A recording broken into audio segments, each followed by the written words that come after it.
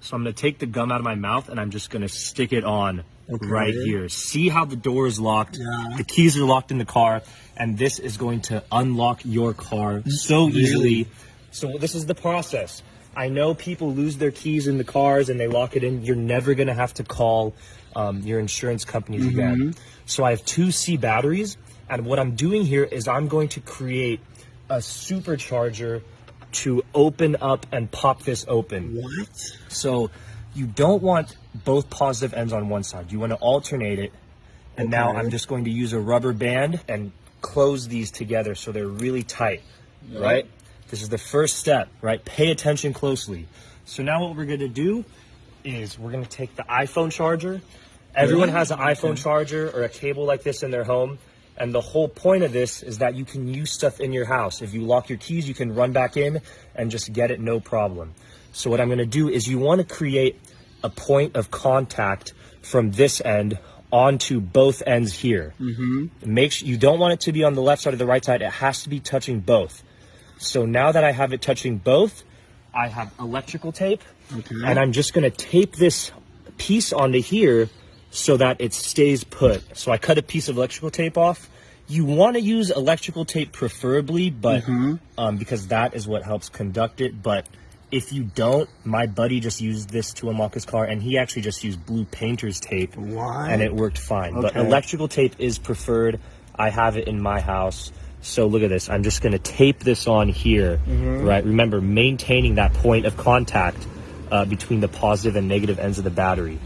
So I'm just going to press this on. So now you might be wondering, what are we going to use this other end for? This is going to go inside of this keyhole. So the gun that I used is that so it stays in. The way that this keyhole mechanism works is it'll automatically pop something out, but I put the gum so it's going to remain inside here. So the reason why I used gum is that it's a very good insulator, right? So we're creating basically a little battery here that's going to mimic the key fob that you click the button and it pops it open. So we want to maintain this electrical current throughout. So I'm going to use gum to not only keep this in place, but to act as an insulator, right?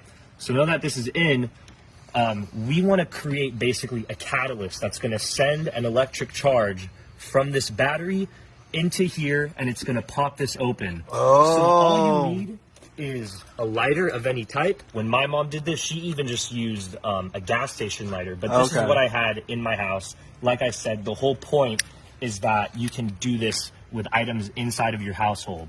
So when I touch this onto here, right, I'm just going to do light taps. You don't want to hold it on. You just want to do light taps, and you want to make sure that the flame is in contact, same as with the charger, with both the positive and negative side. That is what's going to create the electric charge up here. So I'm going to do this here and watch closely to what happens. This should pop up and let us inside and get our keys.